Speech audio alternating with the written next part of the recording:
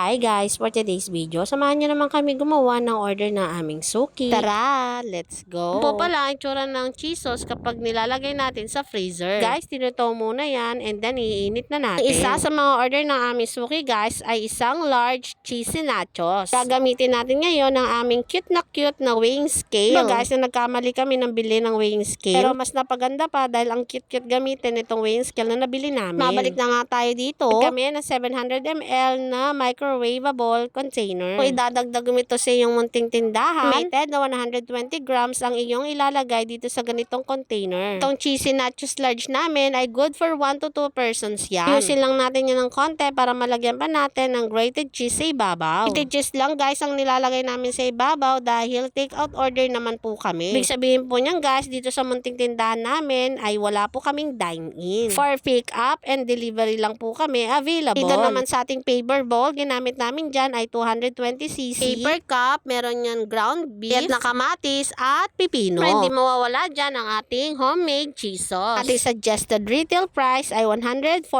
pesos. Hindi mo yan baguhin, depende na lang yan sa costing. At sa sisig naman natin guys ay estimated 135 grams po yan. Ginagamit natin sibuyas dyan guys ay isang buo na medium or large. At isang ceiling green. Sa meat naman, estimated na 100 grams naman po ang ating ginamit. Ang ating suggested retail price ay 110 pesos. At kung gusto mo naman na lagyan natin ng egg yan, 115 pesos lang. Reminder lang guys, hindi pare-parehas ang ating retail price sa ating mga produkto. Iiba yan, depende sa ating product costing. At syempre, dadagdagan mo yan, depende kung mataas ang iyong monthly operational expenses. O, diba guys, sa dami ng mga sinabi natin, tapos na po pala natin gawin ang order ng aming suki. Ako nag-iisip ka ni dadagdag sa inyong munting tindahan. Ay, pwede mo to idagdag sa inyong menu. Syempre, huwag mo kakalimutan na gumawa ng promo para sa inyong mga madalas suki. Na ginagamit namin dyan guys ay buy one take one promo at free delivery. Lalo na kung malapit ka lang naman sa amin. Diba guys, sa ganyang promo pala, nakaka-attract na tayo ng mga customer. Sigurado na may benta ka. O siya, yun lang. Thanks for watching guys. Bye-bye!